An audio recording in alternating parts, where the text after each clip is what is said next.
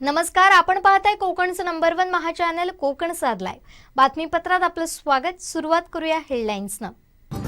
हेडलाईन्सचे प्रायोजक आहेत टायझर, go for gold, golden prints collection. रिक्षावाला मुख्यमंत्र्यांकडे त्या पैशांच्या चौकशीची।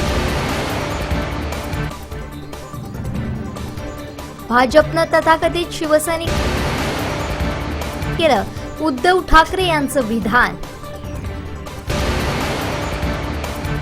हेडलाईन्सचे प्रायोजक आहेत टायझर, go for gold, golden prints collection. आता पाहूयात सविस्तर बातम्या।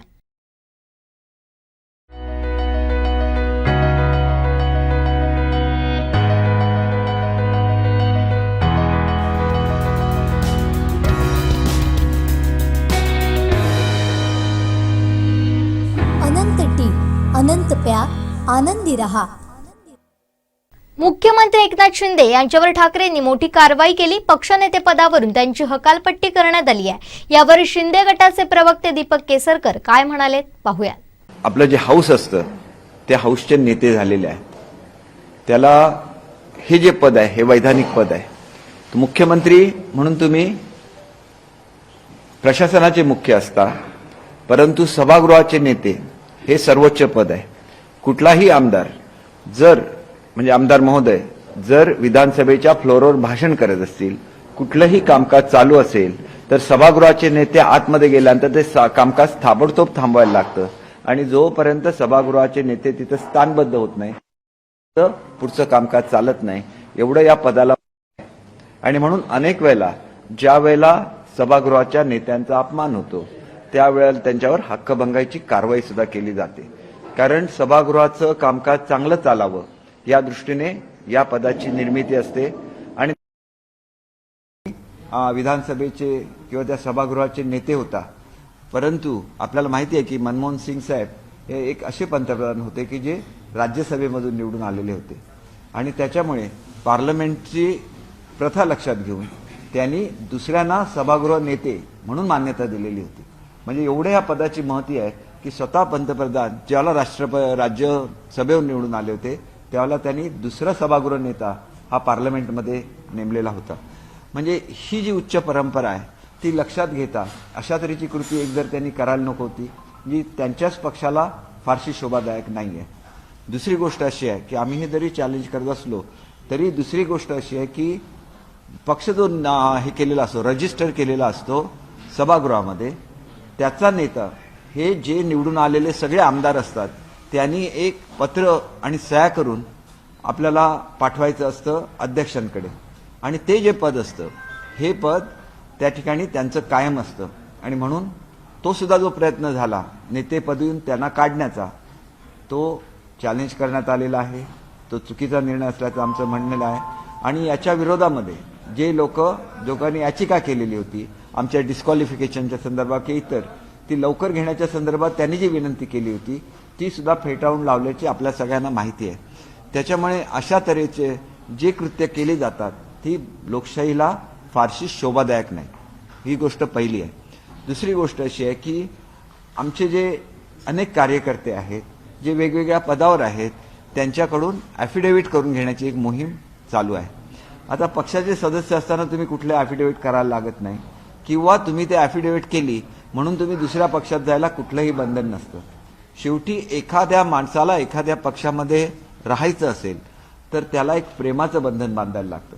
आणि आम्ही आजपर्यंत समजत होतो की शिवबंधन हेच खरं शिवसेनेचं प्रेमाचं बंधन आहे, जे आज सुद्धा आमच्या हातात आहे, बघा माझ्या हातामध्ये आहे, आणि ही आम्ही बाळासाहेबांची आठवण म्हणून ते आमच्या हातात बांधलेलं आहे। आणि त्याच्यामुळे आम्ही आज सुद्धा सांगतो की आम्ही शिवसैनिक आहोत। हे प्रेमाचं बंधन हे बाळासाहेबांनी कार्यकर्त्यांवर घातलेलं होतं। हे जे काही केलं जातं हे लोकांना केवळ दिशाभूल करण्याचं काम आहे। आणि किती 100 रुपये काढणार आहेत कार्यकर्ते, शिवसेनेचा कार्यकर्ता हे एक असा निष्ठावंत कार्यकर्ता असतो की जो वडापाव खाऊन आमचा प्रचार करत असतो, आणि 20 रुपयाला एक वडापाव येतो आणि तुम्ही त्याला 100 रुपयाचा ॲफिडेव्हिट करायला सांगता, म्हणजे एकतर त्याच्यावर गैरविश्वास दाखवणं। दुसरं गोष्ट आहे की ज्यांना भेट सुद्धा मिळत नाही अशा लोकांना आता तुम्ही हे करायला लावणं। एका प्रकारे मी सर्व कार्यकर्त्यांना सांगू इच्छितो की असं ॲफिडेव्हिट केल्यामुळे तुमच्यावर कुठलंही बंधन येत नाही, तुमच्यावर जर जबरदस्ती केली, ॲफिडेविट करा, तुम्ही खुशाल करा, परंतु शिवबंधन हे आपलं खरं नातं आहे आणि ते नातं अजूनही कायम आहे. आणि संपूर्ण कोकणसह जगभरातील ताज्या घडामोडी सर्वात प्रथम पाहण्यासाठी कोकणचं नंबर 1 महा चॅनल कोकण 7 लाईव्हचं यूट्यूब चॅनल सबस्क्राईब करा आणि लेटेस्ट अपडेटसाठी बेल आयकॉन क्लिक करा. आता बातमी आहे कणकवलीतून, ज्यामुळे सिंधुदुर्गातलं वातावरण चांगलंच तापलं होतं. त्या टोल वसुलीबाबतची आता टोल पुन्हा एकदा सुरू होणार आहे. टोल वसुली पुन्हा एकदा सुरू होणार आहे, तसे निर्देश जिल्हाधिकारी के मंजुलक्ष्मी यांनी दिल्याची माहिती मिळते. ज्याप्रमाणे सिंधुदुर्गातील ओसरगाव हा टोल नाका सुरू होणार आहे, त्याचप्रमाणे रत्नागिरी जिल्ह्यातील हातिवली टोल नाका देखील सुरू होणार आहे. याबाबत अधिक माहिती जाणून घेऊया आमचे कणकवली करेस्पॉन्डंट उमेश बुचडे यांच्याकडून. उमेशजी, नेमकी काय माहिती आहे आणि जिल्हाधिकाऱ्यांनी नेमके काय निर्देश दिले?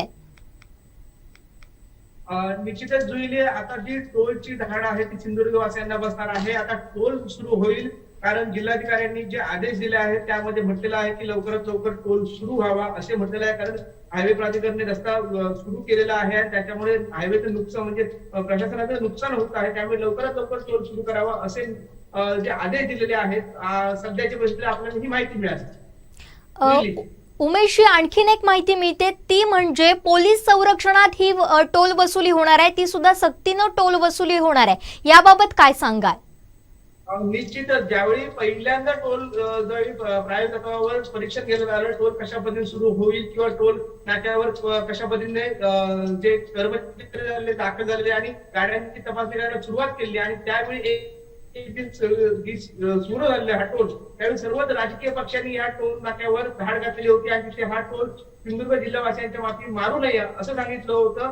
म्हणजे त्यात सर्वच पक्ष होते, मग ते मनसे असेल, सेना असेल, राष्ट्रवादी असेल, काँग्रेस, सर्वच पक्षांनी हा टोल आम्ही देणार नाही असं सांगितलं होतं. आणि त्यानंतर तेथील स्थानिक नागरिकांनी आम्हाला जोपर्यंत जमिनीचा मोबदला मिळत नाही किंवा इथे ह्या टोलवर सुखसोयी उपलब्ध होत नाही तोपर्यंत टोल सुरू करू नये अशी भूमिका घेतली होती. त्यामुळे कंपनी जी ठेकेदार कंपनी आहे ती तुर्तास थांबली होती, आपण हे करू शकत नाही असं सांगून ती निघून गेली होती. आणि त्यानंतर आता पुन्हा ज्यावेळी जिल्हाधिकाऱ्यांनी आदेश दिले आणि त्यानंतर समजा जर पोलीस प्रोटेक्शन जर या कंपनीला मिळालं तर टोल सुरू होऊ शकतो, पण ज्या जिथे सोयी सुविधा असतील किंवा त्यांचे जे जमिनीचे मोबदला असेल तो मात्र मिळाला नाही. त्यामुळे हे सगळं स्थानिक आक्रमक आहे तिथे.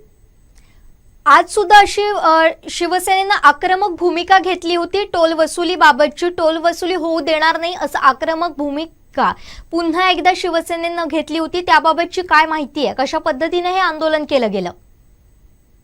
काल ज्यावेळी पत्र आलं हायवे प्राधिकरणाकडून पत्र आलं की लवकरात लवकर टोल सुरू व्हावा आणि टोल वसुली व्हावी ह्या संदर्भात पत्र आलं. त्यामुळे जिल्ह्यात पुन्हा एकदा कळवळ मिळाली की लवकरात लवकर टोल सुरू झाला आणि ज्या सोयी सुविधा आपल्याला उपलब्ध होत नाही त्या अनुषंगाने आज सकाळी शिवसेना आमदार वैभव नाईक यांनी टोलवर पुन्हा धाड देत सांगितलं की आपण टोल देणार नाही जोपर्यंत आपल्याला जे आपण मीटिंग मध्ये सांगितलं होतं, ज्या पद्धतीने आपण चर्चा केली होती ती चर्चा आपण पूर्ण केली किंवा त्या अनुषंगाने आपण जर तिथे मोबदला असेल किंवा त्यांना जे सुखसोयी असतील, टोलवरील स्वच्छता असेल किंवा इतर ज्या हायवे प्राधिकरणाच्या रस्त्याचे कामं असतील ती प्रलंबित जर मार्गी लागली नंतर टोल सुरू करावा असे सांगितले आणि त्यांच्यावरून फोनवरून बोलणं केलेलं आहे आमदार वैभव नाईक यांनी आणि नंतरच टोल सुरू करावा अशी मागणी केली. पण आता नेमकी ही टोल वसुली कधीपासून सुरू होणार आहे? कधीपासून हा भुर्दंड जिल्हावासियांना सोसावा लागणार आहे? आत्ताच कंपनीकडून माहिती आलेली आहे की लवकरात लवकर हा टोल सुरू होण्याची म्हणजे घाई गडबड ही कंपनीकडून सुरू आहे. कारण कंपनीकडून मिळालेल्या माहितीनुसार जर समजा पोलीस प्रोटेक्शन जर मिळालं कंपनीकडून, जर म्हणजे प्रशासनाकडून पोलीस प्रोटेक्शन मिळालं तर ह्या टोल वसुली आहे ती काही दिवसातच सुरू होईल अशी एक माहिती हाती येत आहे सूत्रांकडून. कारण सध्याच्या परिस्थितीत ही जी टोल वसुली आहे ती झाली तरच हायवे प्रशासन आणि प्रशासनाच्या जो फायदा होणार आहे आणि त्यांना तो पैसा उपलब्ध होणार आहे. त्यामुळे लवकरात लवकर टोल सुरू करणार अशी एक माहिती हाती येत आहे. पहिल्यांदाच जेव्हा टोल वसुली करण्यात आली होती तेव्हा ग्रामस्थांनी इथल्या आक्रमक पवित्रा घेतला होता. त्यांनी अगदी या कंपनीला सुद्धा टाळं ठोकलं होतं, ते आपण दृश्य पाहिली होती. त्याबाबतची माहिती सुद्धा आपण कोकण 7 लाईव्हच्या माध्यमातून पोहोचवली होती. आता नेमकी ग्रामस्थांची काय भूमिका आहे? जुईली सध्याची परिस्थिती तिथे आपण पाहिली, जर टोल सुरू केला आणि जर कंपनी आली तर ग्रामस्थांनी जिथे जमीन गेलेली आहे आणि जिथे जे ऑफिस उभारलेलं आहे त्या जमिनीचा मोबदला देखील अजून त्या जमीन मालकाने मिळाला नाही आहे. त्या जमीन ऑफिसला त्यांनी टाळं ढकललं होतं आणि त्यामुळे जोपर्यंत आपल्याला मोबदला मिळणार नाही तोपर्यंत आपण टाळं ढकल असं त्या जमीन मालकांचं स्पष्ट मत होतं. आणि जर ही टोल वसुली सुरू झाली, समजा जर सुरू करायचं कशाने ठरवलं तरी देखील येथे सर्वच पक्ष, राजकीय पक्ष येथे आंदोलन करतील, आक्रमक होईल आणि पुन्हा हे टोल बंद करणार म्हणजे हाणून बंद करतील आणि हाणून पाडतील. धन्यवाद उमेश जी, आपण दिलेल्या या माहितीसाठी. तर आमचे कणकवली करेस्पॉन्डंट उमेश बुचडे यांनी दिलेल्या माहितीनुसार आता टोल वसुली लवकरात लवकर करण्यासाठी कंपनी प्रयत्नात आहेत आणि पोलीस संरक्षण जर मिळालं तर ही टोल वसुली लवकरात करण्याची सुद्धा कंपनीची भूमिका असेल. त्याचबरोबर दुसरीकडे शिवसेनेनं याबाबत आक्रमक भूमिका घेतला आहे. पण माहिती अशी मिळते की मुंबई गोवा राष्ट्रीय महामार्गावरील सिंधुदुर्ग ओसरगावसह रत्नागिरीतील हातिवले टोल नाक्यावरील देखील टोल वसुली होणार आहे. याला प्रचंड विरोध होता. हा विरोध डावलून पोलीस संरक्षणात सक्तीनं टोल वसुली करण्याचे निर्देश देण्यात आले आहे. नॅशनल हायवे अथॉरिटीचे कोल्हापूर येथील डीजीएम तथा प्रोजेक्ट डायरेक्टर व्ही.डी. पंदरकर यांनी टोल ठेकेदार करीमुन्निसा कंपनीला ते दिले आहेत. रखडलेली टोल वसुली पोलीस संरक्षणात करण्याचे आदेश देण्यात आलेत. सिंधुदुर्ग आणि रत्नागिरी जिल्हाधिकाऱ्यांनी पोलीस बंदोबस्तात दोन्ही टोल नाक्यावर टोल वसुली करण्याचे आदेश देण्यात आले आहेत. एकीकडे सर्वपक्षीय लोकप्रतिनिधी सिंधुदुर्ग जिल्ह्यात MH07 गाड्यांना टोल माफी मिळावी अन्यथा टोल वसुली करू देणार नाही असं म्हणत आंदोलन केलं. मात्र आता पोलीस बंदोबस्तात दोन्ही टोल नाक्यांवर टोल वसुली करण्याचे आदेश हे देण्यात आले आहे. त्यामुळे आता ग्रामस्थांच्या भूमिकेकडे लक्ष लागून आहे आणि ही टोल वसुली नेमकी कधी सुरू होणार आहे हे सुद्धा पाहणं गरजेचं आहे. अपघातासारख्या कोणत्याही इमर्जन्सीसाठी आता प्रवासाची रिस्क घेण्याची गरज नाही, कारण आता कणकवलीत सर्व अत्याधुनिक सुविधांनी सुसज्ज आहे डॉक्टर नागवेकर हॉस्पिटल आणि नर्सिंग होम. अत्याधुनिक ट्रॉमा केअर, अत्याधुनिक ambulance, trauma care surgeon, neurosurgeon उपलब्ध, रक्तपेढीची सुविधा, 20 किलोमीटर परिसरात ॲम्ब्युलन्सची मोफत सुविधा. डॉक्टर नागवेकर हॉस्पिटल आणि nursing home 24/7 emergency service. Mobile 9852 108 108 आणि 8803 108 108. शरद पवार राजकारणातले अनुभवी नेते आहेत, त्यामुळे शरद पवारांबद्दल कधीही वाईट बोललो नाही असं स्पष्टीकरण केसरकरांनी दिलंय. पाहूया. पवार साहेब एक एवढे मोठे नेते आहेत की त्यांना राज्याच्या हिताची काळजी असते. संघर्ष झाला त्यावेळेला सुद्धा पवार साहेबांच्या बद्दल कुठलंही वाईट वक्तव्य केलेलं नाही. एकच फक्त सांगितलं की पवार साहेबांना स्वतःचा पक्ष असल्यामुळे त्यांनी 3 वेळा शिवसेना फोडलेली आहे आणि एकदा सुद्धा त्यांनी आग्रह केला उद्धव साहेबांना. एवढ्या वाक्याच्या व्यतिरिक्त कोणी नाही, कारण अनेक महाराष्ट्रातली जनता त्यांच्यावर सुद्धा प्रेम करते आणि शिंदे साहेबांना त्यांनी स्वतः हे केलं आणि स्वतः त्यांचे गुरु यशवंतराव चव्हाण होते, त्यांच्या साताऱ्यातलेच हे एक नेतृत्व आहे आणि त्यांना त्याचं कौतुक असतं. ते नाती जपतात आणि तशीच नाती प्रत्येक राजकीय पक्षाने जपावी अशी मी अपेक्षा करतो आणि सगळ्यांनी एकत्र येऊन एक बलशाली महाराष्ट्र घडवावा. आणि महाराष्ट्र हा अभिमान आहे भारताचा, फायनान्शियल कॅपिटल आहे भारताचं आणि त्याचा विकास व्हावा एवढीच या निमित्ताने मी प्रार्थना करतो. संपूर्ण कोकणसह जगभरातील ताज्या घडामोडी सर्वात प्रथम पाहण्यासाठी कोकणचं नंबर 1 महा चॅनल कोकण 7 लाईव्हचं YouTube चॅनल सबस्क्राईब करा आणि लेटेस्ट अपडेटसाठी बेल आयकॉन क्लिक करा. रासायनिक खतांच्या व कीटकनाशकांच्या अतिवापरामुळे जमिनींचे आरोग्य बिघडले. यावर फक्त एकच उपाय, ऊर्जित शाश्वत जीवाणू समृद्ध सेंद्रिय खत. शेतकरी मित्रांनो, शाश्वत हे खत सर्व फळझाडे, फुलझाडे, ऊस, हळद, भाजीपाला इत्यादी सर्व पिकांसाठी उपयुक्त आहे. शाश्वत खताच्या वापराने पिकांच्या मुळांची लांबी व संख्या वाढते. शेतकरी बंधूंसाठी ऊर्जित शाश्वत जीवाणू खत वाढविल शेतकऱ्यांची आर्थिक पत. काजवा शेतकरी सेवा केंद्र पंढूर. शिंदे गटाचे आमदार दीपक केसरकर यांच्यावर शिवसेना प्रवक्ते जयेंद्र परुळेकर यांनी जोरदार टीका केली आहे. 3 पक्षांशी गद्दारी करणारे दीपक केसरकर एकनिष्ठ कसे असा सवाल त्यांनी पत्रकार परिषदेत उपस्थित केलाय. पाहूया. मला एवढंच म्हणायचं आहे, इथले विद्यमान आमदार आणि माजी पालकमंत्री दीपक केसरकर ते गेले 21-22 जूनपासून आज तागायत 8-9 दिवस सतत मीडियावर, अगदी नॅशनल मीडियावर, मराठी, हिंदी, इंग्लिश सगळ्या भाषेतून नीतिमत्तेचे धडे देत आहेत, एकनिष्ठतेची व्याख्या सांगतायत आणि संभाजी महाराजांचं नाव घेऊन सांगतायत. मला आश्चर्य वाटलं. मला असं वाटतं, हो दीपक केसरकर साहेब, आधी शिवछत्रपतींचा इतिहास नीट वाचा, त्याचा अभ्यास करा, चिंतन करा, मनन करा आणि मग बोला. तुम्ही जेव्हा संभाजी महाराजांचं नाव घेता तर संभाजी महाराज, धर्मवीर छत्रपती संभाजी महाराज संगमेश्वरला पकडले गेले. त्याचं मूळ कारण काय होतं? गद्दारी. कोणी केली गद्दारी? आप्त स्वकीयांनीच केली, गणोजी शिर्केनी केली. आणि मग तो कोणतो मुबारक खान होता, म्हणजे मुघल दरबारचं, आणि संभाजी महाराजांना अटक झाली आणि मग त्यांचं दुर्दैवी मृत्यू हलाल करून करण्यात आलं. ते अक्षम्यच आहे. पण गद्दारी कोणी केली?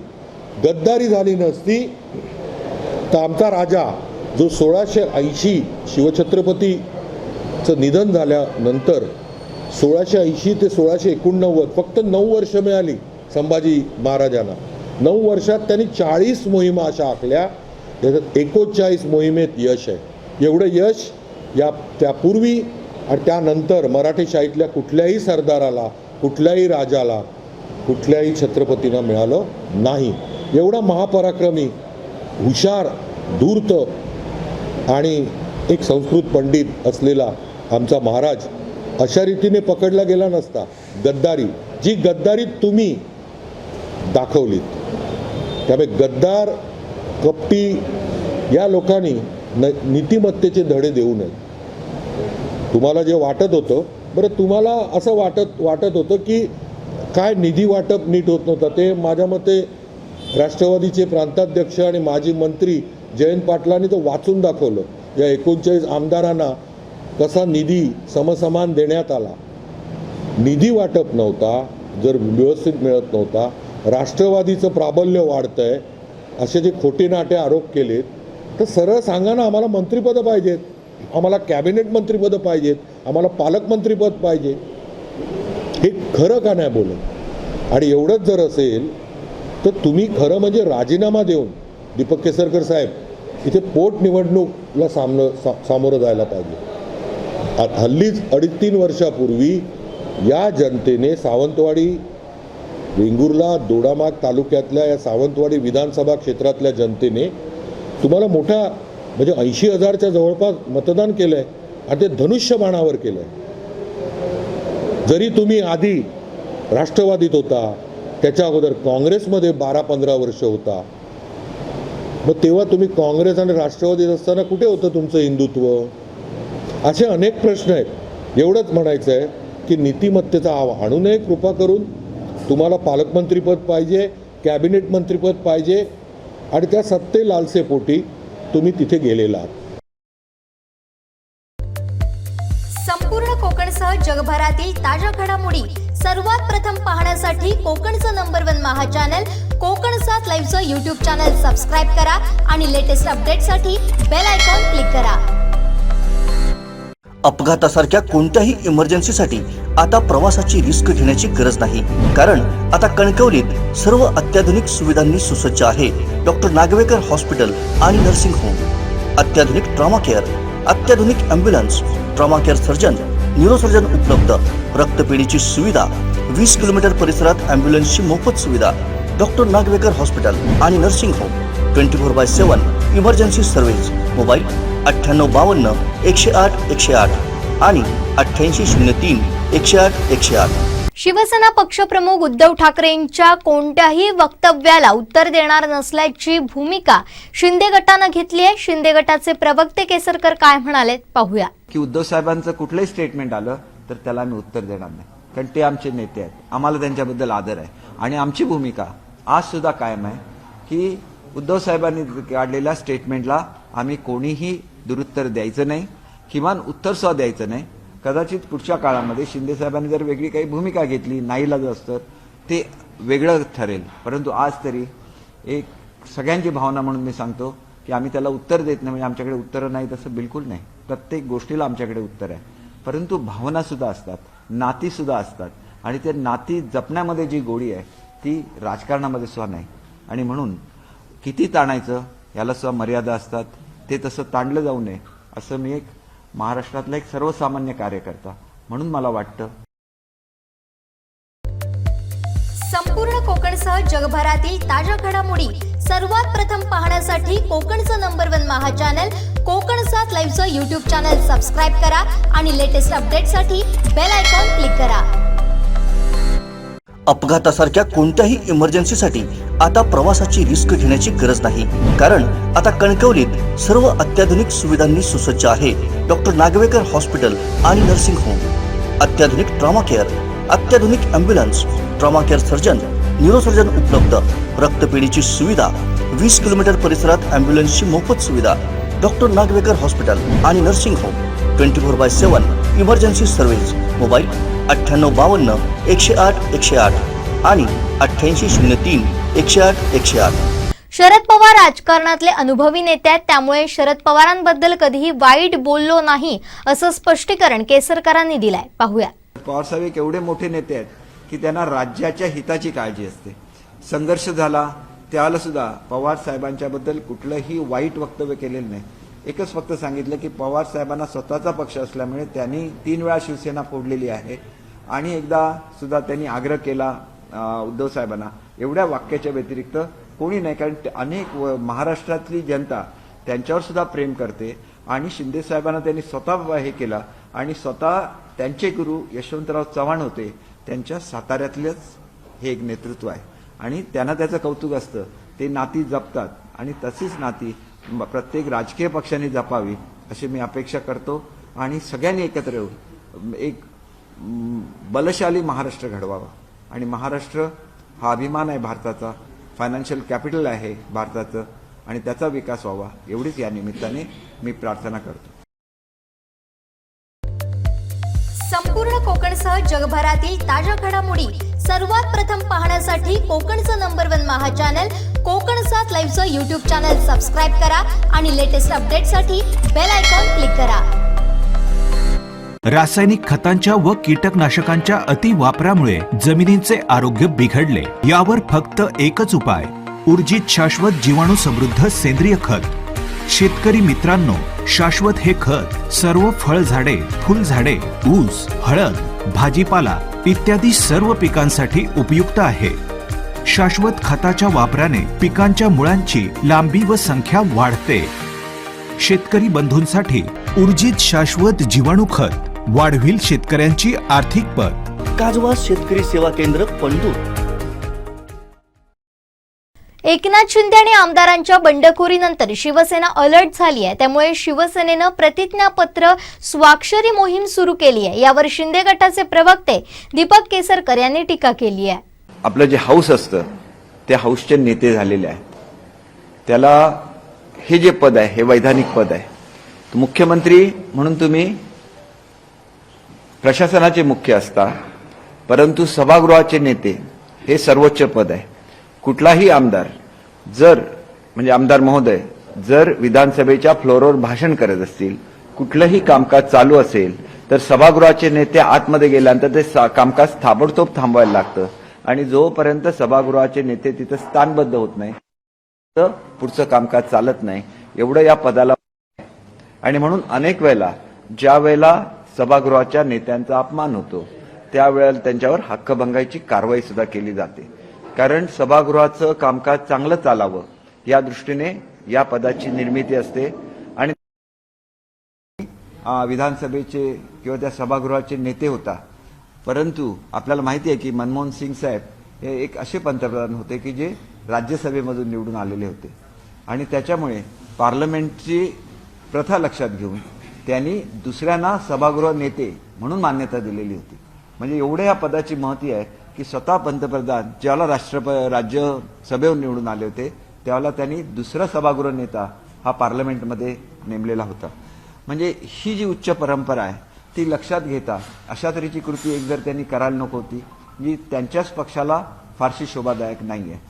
दुसरी गोष्ट अशी आहे की आम्ही हे जरी चॅलेंज करत असलो तरी दुसरी गोष्ट अशी आहे की पक्ष जो हे केलेला असतो, रजिस्टर केलेला असतो सभागृहामध्ये, त्याचा नेता हे जे निवडून आलेले सगळे आमदार असतात त्यांनी एक पत्र आणि सह्या करून आपल्याला पाठवायचं असतं अध्यक्षांकडे, आणि ते जे पद असतं हे पद त्या ठिकाणी त्यांचं कायम असतं. आणि म्हणून तो सुद्धा जो प्रयत्न झाला नेतेपदून त्यांना काढण्याचा, तो चॅलेंज करण्यात आलेला आहे. तो चुकीचा निर्णय असल्याचं आमचं म्हणणं आहे. आणि याच्या विरोधामध्ये जे लोकांनी याचिका केलेली होती आमच्या डिस्क्वालिफिकेशनच्या संदर्भात की इतर, ती लवकर घेण्याच्या संदर्भात त्यांनी जी विनंती केली होती ती सुद्धा फेटाळून लावल्याची आपल्या सगळ्यांना माहिती आहे. त्याच्यामुळे अशा तऱ्हेचे जे कृत्य केली जातात ती लोकशाहीला फारशी शोभादायक नाही. ही गोष्ट पहिली आहे.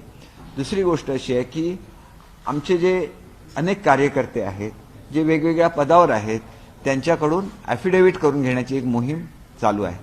आता पक्षाचे सदस्य असताना तुम्ही कुठले ॲफिडेव्हिट करायला लागत नाही, किंवा तुम्ही ते ॲफिडेव्हिट केली म्हणून तुम्ही दुसऱ्या पक्षात जायला कुठलंही बंधन नसतं. शेवटी एखाद्या माणसाला एखाद्या पक्षामध्ये राहायचं असेल तर त्याला एक प्रेमाचं बंधन बांधायला लागतं. आणि आम्ही आजपर्यंत समजत होतो की शिवबंधन हेच खरं शिवसेनेचं प्रेमाचं बंधन आहे, जे आज सुद्धा आमच्या हातात आहे. बघा, माझ्या हातामध्ये आहे. आणि ही आम्ही बाळासाहेबांची आठवण म्हणून ते आमच्या हातात बांधलेलं आहे. आणि त्याच्यामुळे आम्ही आज सुद्धा सांगतो की आम्ही शिवसैनिक आहोत. हे प्रेमाचं बंधन हे बाळासाहेबांनी कार्यकर्त्यांवर घातलेलं होतं. हे जे काही केलं जातं हे लोकांना केवळ दिशाभूल करण्याचं काम आहे. आणि किती 100 रुपये काढणार आहेत कार्यकर्ते. शिवसेनेचा कार्यकर्ता एक असा निष्ठावंत कार्यकर्ता असतो की जो वडापाव खाऊन आमचा प्रचार करत असतो, आणि 20 रुपयाला एक वडापाव येतो आणि तुम्ही त्याला 100 रुपयाचा ॲफिडेव्हिट करायला सांगता. म्हणजे एकतर त्याच्यावर गैरविश्वास दाखवणं, दुसरं गोष्ट आहे की ज्यांना भेट सुद्धा मिळत नाही अशा लोकांना आता तुम्ही हे करायला लावणं. एका प्रकारे मी सर्व कार्यकर्त्यांना सांगू इच्छितो की असं ॲफिडेव्हिट केल्यामुळे तुमच्यावर कुठलंही बंधन येत नाही. तुमच्यावर जर जबरदस्ती केली ॲफिडेव्हिट करा, तुम्ही खुशाल करा, परंतु शिवबंधन हे आपलं खरं नातं आहे आणि ते नातं अजूनही कायम आहे. आणि त्याच्यामुळे ते प्रेमाचं नातं आहे आणि ते नातं अबाधित राहणार आहे. आणि म्हणून काल सुद्धा मी सांगितलं की उद्धव साहेबांचं कुठलंही स्टेटमेंट आलं तर त्याला आम्ही उत्तर देणार नाही, कारण ते आमचे नेते आहेत, आम्हाला त्यांच्याबद्दल आदर आहे. आणि संपूर्ण कोकणसह जगभरातील ताज्या घडामोडी सर्वात प्रथम पाहण्यासाठी कोकणचं नंबर 1 महा चॅनल कोकण 7 लाईव्हचं यूट्यूब चॅनल सबस्क्राईब करा आणि लेटेस्ट अपडेटसाठी बेल आयकॉन क्लिक करा.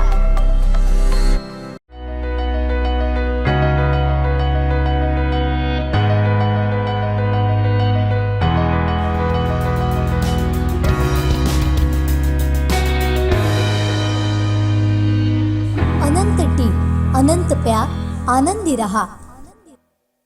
आजकाल मुलं मैदानापेक्षा मोबाईलवर गुंतलेली असतात. त्यामुळे शेती आणि शेतीची कामं याविषयी माहिती असणं जवळपास कठीण. यासाठीच विद्यार्थ्यांना शेतीच्या बांधावर जात शेतीचे धडे देण्याचा निर्णय घेतलाय कुडाळ तालुक्यातील डिगस शाळेनं.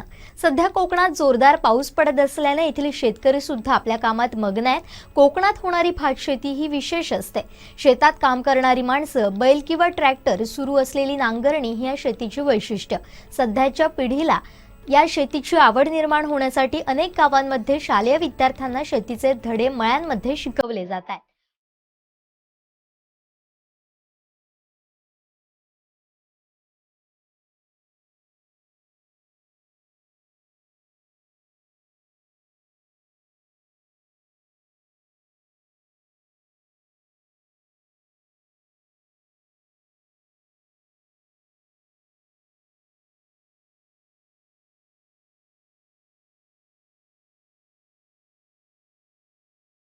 कुडाळ तालुक्यातील डिगस माध्यमिक विद्यालय या शाळेत विद्यार्थ्यांना शेतीच्या बांधावर नेऊन चिखल करणं, भातरोपे काढणी, लावणी याची थेट लाईव्ह प्रात्यक्षिक दाखवली जात आहेत. त्यामुळे पुढील पिढीला शेतीबाबत आवड निर्माण होईल अशी या मागची भूमिका आहे. डिगस शाळेच्या मुलांसह शिक्षकही शेतीच्या कामांचा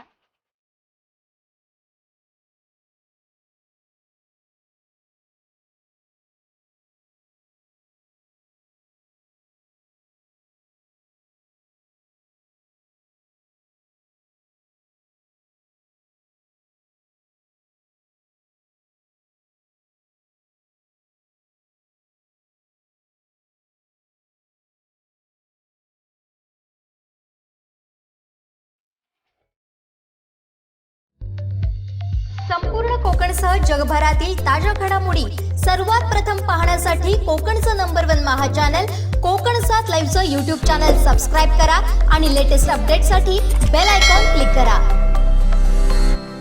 शेवटी ठळक घडामोडी पुन्हा एकदा. हेडलाईन्सचे प्रायोजक आहेत टायझर, go for gold, golden prints collection. रिक्षावाला मुख्यमंत्र्यांकडे त्या पैशांच्या चौकशीची. भाजपनं तथाकथित शिवसैनिक केलं उद्धव ठाकरे यांचं विधान. हेडलाईन्सचे प्रायोजक आहेत टायझर, go for gold, golden prints collection. बातमीपत्रात वेळ झाली इथेच थांबण्याची. पाहत रहा कोकणचं नंबर 1 महा चॅनल कोकण 7 लाईव्ह. धन्यवाद.